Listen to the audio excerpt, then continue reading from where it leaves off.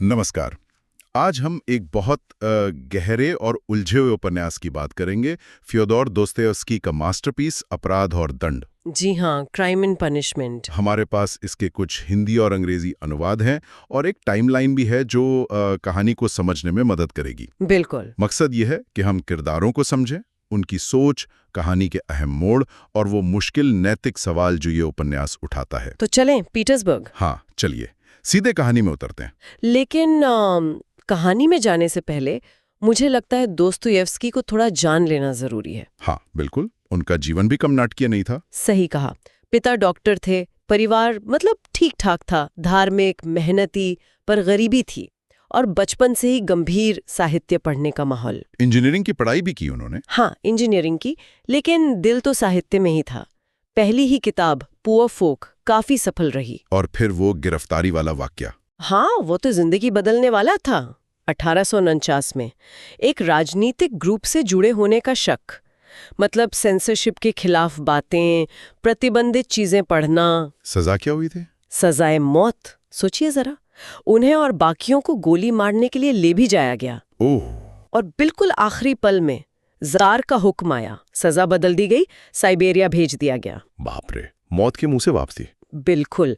और वो साइबेरिया का अनुभव, कई साल, उसी ने उनके लेखन को वो गहराई दी।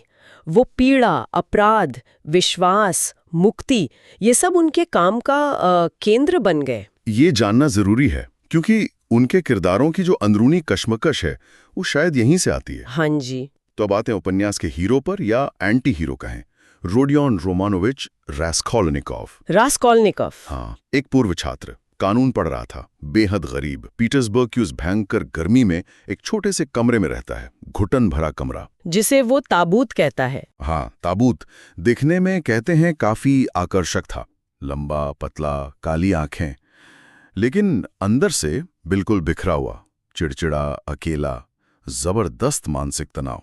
और वो माहौल भी, पीटर्सबर्ग की वो गर्मी, भीड़, गंदगी, वो सब जैसे उसके दिमाग पर असर कर रहा था। सही। और उसकी गरीबी, उसका समाज से कटाव, ये सिर्फ बाहरी चीजें नहीं थीं, ये उसके अंदर एक खतरनाक ख्याल को पनपने दे रही थीं। वो असाधारण व्यक्ति वाला सिद्धांत। हाँ, वही कि कुछ लोग होते हैं जो समाज के नियमों से, नैतिकता से ऊपर होते हैं, जिन्हें बड़े मकसद के लिए छोटे अपराध करने का हक होता है। नेपोलियन बनने की चाह।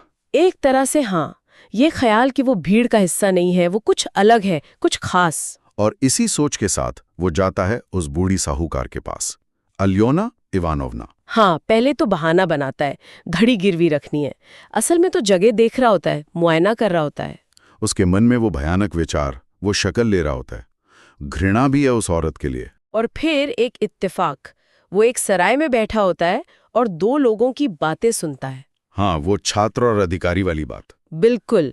वो लोग कह रहे होते हैं कि अल्योना जैसी जोंक को मार देना चाहिए, उसके पैसे से हजारों अच्छे काम हो सकते हैं। और रास्कोल्निकोव ये सुन लेता है। हाँ, और उसे लगता है जैसे किस्मत इशारा कर रही है, उसके अपने ख्याल को जैसे मंजूरी मिल गई। कितनी अजीब बात है ना, कैसे कहीं सुनी हुई बात किसी के अंदर के शैतान को जगा सकती है। बिल्कुल।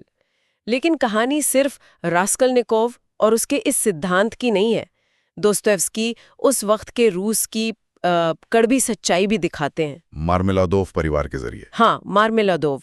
रास्कोल्निकोव उससे एक शराब खाने में मिलता है, एक पूर्व क्लर्क, नशे में धुत, फटे हाल। और वो अपनी पूरी दुख भरी कहानी सुना डालता है। हाँ, वो लंबा भाषण, नौकरी कैसे गई, बीवी कतेरीना इवानोवना को टीबी है, बच्चे भूखे हैं, और फिर सोनिया का जिक्र। सोनिया, उसकी बेटी। हाँ, जो परिवार चलाने के लिए वेश्यावृत्ति कर रही है। बहुत ही दर्दनाक है ये। और मार्मेलादोव खुद को कोसता है, लेकिन फिर कहता है कि ईश्वर सबको माफ कर देगा।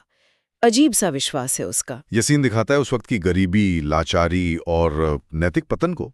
और यहीं सोनिया का किरदार उभरता है, उस गंदगी में भी एक पवित्र आत्मा। रास्कोल्निकोव को ये सब सुनकर घिन भी आती है, पर शायद दया भी। वो चुपके से थोड़े पैसे उनके घर की खिड़की पर रख देता है। यानी वो पूरी तरह पत्थर दिल नहीं है, अंदर कहीं इंसानियत बाकी है। हाँ, वो संघर्ष चल रहा है सिद्धांत और इंसानियत के बीच। लेकिन तभी एक और झटका लगता है उसे। माँ का खत, पुलचरिया एलेक्सेंड्रोवना का। जी, जिसमें बहन दोनिया के बारे में लिखा होता है, कैसे उसका अपमान हुआ स्विड्रिगेलोव ने किया। और फिर उसकी सगाई का जिक्र प्योत्र पेट्रोविच लूजिन से। हाँ, लूजिन एक काउंसलर, थोड़ा अहंकारी, और वो दोनिया से शादी क्यों कर रहा है? क्योंकि वो गरीब है, एहसान जता सकेगा। माँ और बहन पीटर्सबर्ग आ भी रही हैं। और ये खत रास्कोलेनिकोव पर जैसे बोझ बन जाता है। उसे लगता है दोनिया उसके लिए कुर्बानी दे रही है। लूजिन से उसे नफरत हो जाती है। हाँ, और बहन को बचाने की ये इच्छा उसके उस भयानक इरादे को और हवा दे देती है। उसे लगता है अगर वो असाधारण है तो उसे कुछ करना होगा, जल्दी। और फिर वो दिन आ जाता है, कत्ल का दिन। अजीब से इत्तेफाक होते हैं उस दिन। उसे पता चलता है कि साहूकार की बहन लिजावेता अगले दिन शाम 7 बजे घर पर नहीं होगी। ये तो जैसे मौका दे रही थी किस्मत। हाँ, और फिर उसे कहीं से एक कुल्हाड़ी मिल जाती है, बिल्कुल अप्रत्याशित रूप से। वो अंदर से जूझ रहा है, क्या मैं कर पाऊंगा? लेकिन वो बढ़ता जाता है अलियोना के दरवाजे तक। हाँ, बहाना बनाता है, अंदर जाता है, और जैसे ही वो बूढ़ी औरत गिरवी रखने वाली चीज देखने के लिए मुड़ती है, वो कुल्हाड़ी चला देता है। हाँ, फिर घबराहट में कुछ पैसे, कुछ जेवर उठाता है, लेकिन तभी लिजावेता आ जाती है। ओह, ये तो उसने सोचा ही नहीं था। बिल्कुल नहीं। लिजावेता एक मासूम बेचारी औरत, और रास्कोल्निकोव दहशत में उसे भी मार डालता है। 2 कत्ल। और इसके फौरन बाद दरवाजे पर दस्तक। फंस गया वो तो। हाँ, अंदर फंस गया। नीचे से आवाजें आ रही हैं। किसी तरह वो दरवाजा बंद करके बच निकलता है। नीचे भागते हुए एक खाली फ्लैट में छिप जाता है। अपराध हो चुका है, अब वापसी नहीं। बिल्कुल। और इसके बाद वो पूरी तरह टूट जाता है, शारीरिक रूप से बीमार, तेज बुखार, बेहोशी। सबूत मिटाने की कोशिश करता है।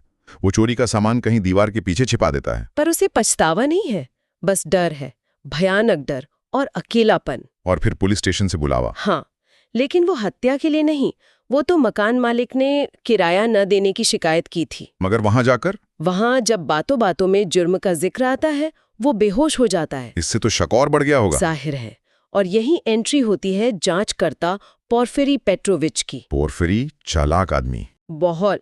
वो सीधा सपाट जासूस नहीं है, वो मनोविज्ञान का इस्तेमाल करता है, रास्कोलिनकोव के दिमाग में घुसने की कोशिश करता है। उसके लीक की बात करता है ना, अपराध पर। हाँ, वो साधारण और असाधारण लोगों वाला सिद्धांत। पोर्फिरी सीधे इल्जाम नहीं लगाता, वो इशारे करता है, सवाल पूछता है, उसे उलझाने की कोशिश करता है। जैसे वो पेंटर्स वाली बात। हाँ, क्या आपने पेंटर्स को देखा था?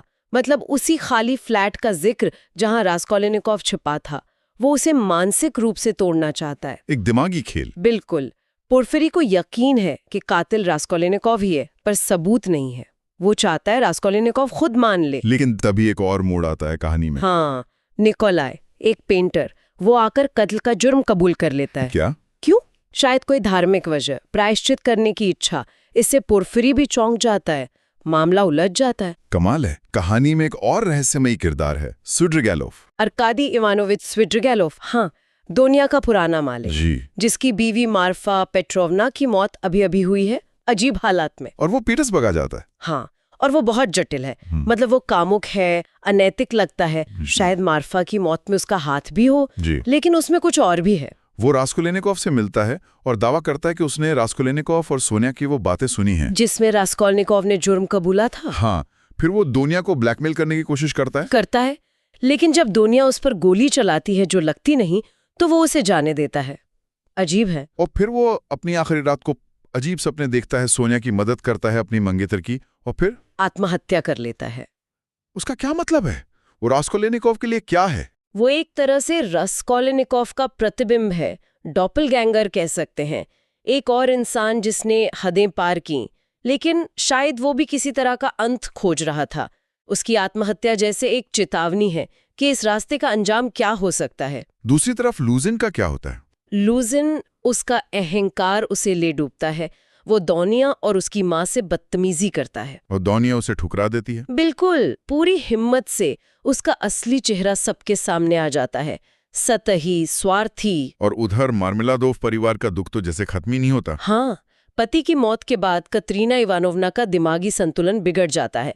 वो श्राद्ध वाले खाने पर मकान मालकिन से लड़ पड़ती है। और लूजिन सोनिया पर चोरी का इल्जाम लगाता है, झूठा इल्जाम, जिसे लेबेज यातिनिकोव नाम का एक और आदमी खारिज कर देता है। कतरीना इवानोवना का क्या होता है फिर? वो पूरी तरह टूट जाती है, बच्चों को लेकर सड़क पर निकल जाती है, भीख मांगती है, नाचती गाती है।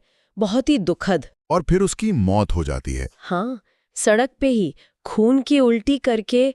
ये दिखाता है कि गरीबी और दुख इंसान को कैसे तोड़ सकते हैं और समाज कैसे आंखें मूंदे रहता है। इन सब हादसों के बीच रास्कोलेनिकोव के अंदरूनी संघर्ष बढ़ता जाता है। हाँ, और वो फिर सोनिया के पास जाता है। सोनिया जो खुद समाज की नजरों में गिरी हुई है, पर जिसमें गजब की आत्मिक शक्ति है। और इस बार रास्कोलेनिकोव टूट जाता है।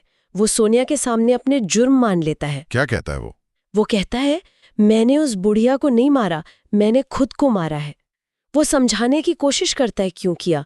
नेपोलियन बनने की चाह, खुद को परखने की इच्छा, ये जानने की जिद कि मैं कांपता हुआ कीड़ा हूं या मुझे हक है। सोनिया की क्या प्रतिक्रिया होती है? वो डर जाती है, पर उसमें गजब की करुणा है। वो उसे डांटती नहीं, वो उसे रास्ता दिखाती है। क्या कहती है वो? जमीन को चूमो जिसे तुमने गंदा किया है, और सबके सामने कहो मैं कातिल हूं। वो उसे अपना क्रॉस देती है, लैज़रस की जिंदा होने की कहानी सुनाती है, एक नई शुरुआत की उम्मीद। ये कबूलनामा बहुत अहम है। हाँ, पर उसका पश्चाताप अभी अधूरा है। उसे अपने सिद्धांत के फेल होने का दुख ज्यादा है, जुर्म का उतना नहीं। सोनिया का प्यार और विश्वास ही अब उसकी उम्मीद है। दोस्तोयेव्स्की यही दिखाते हैं कि सच्चा बदलाव तर्क से नहीं, प्यार और पीड़ा से आता है।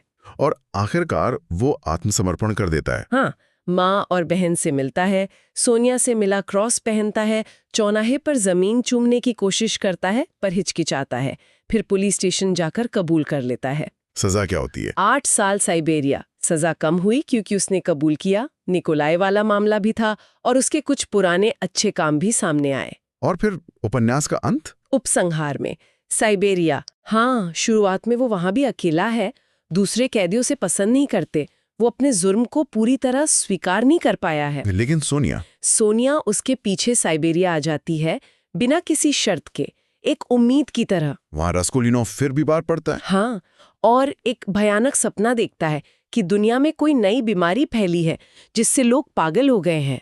हर कोई सोचता है कि सिर्फ वो ही सही है और सब आपस में लड़ रहे हैं। ये सपना क्या दिखाता है? शायद उसके अपने मन की हालत या दुनिया की नैतिक अव्यवस्था। और इस सपने के बाद धीरे धीरे उसमें बदलाव शुरू होता है। उसे सोनिया के प्यार का, उसके त्याग का एहसास होता है।